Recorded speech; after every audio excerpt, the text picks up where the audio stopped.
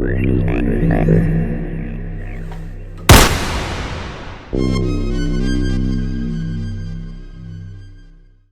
everyone, welcome back to another CDub Films video, and today we're going to be talking about different lighting techniques you can use in your film.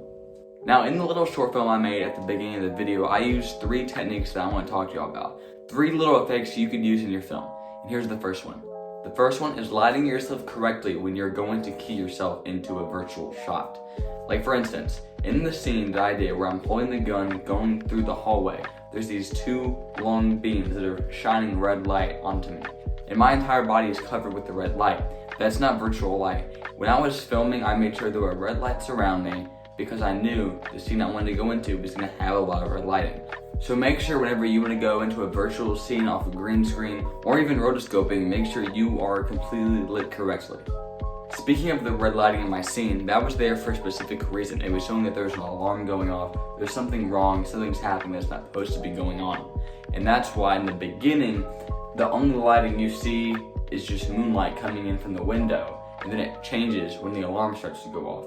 So red lights are definitely something you can use to do an alarm. Also, if you have more than one person with you, you can have them spin a red light around to get that alarm effect. And in virtual production, when you're in that virtual scene and if you're keying into a green screen, you can also have a red light that kind of goes in a circular fashion to light the scene around you. Now, going back to that opening scene, moonlight is something I love to play around with. In Fear of the Dark, which is our horror short film we released last year on Halloween, there was a lot of dark scenes. And the only light we had is these little lights that we tried our best to make look like moonlight. And there's some times where we got a little too blue. You could tell in the film the color grading or something was a little off. It didn't look like moonlight, it just looked like a blue light. And you have to just find that kind of just balance, where it's not very blue, it's not too white to where it looks like you're just shining a flashlight in somebody's face.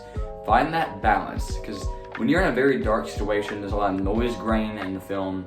There's going to be not as much light, you can't see any detail. So whenever you add these lights that are supposed to mimic this moonlight shining in from the window or on the actor's face, you want to make sure it looks as much as the real moon as physically possible. But anyway, all of that said, thank you all so much for watching today's video. I hope you all enjoyed, and I hope you all learned something. Don't forget to like, subscribe, and hit the notification bell so you know anytime we post a brand new video. And don't forget to join our Discord, link in the description. And I'll see you next time.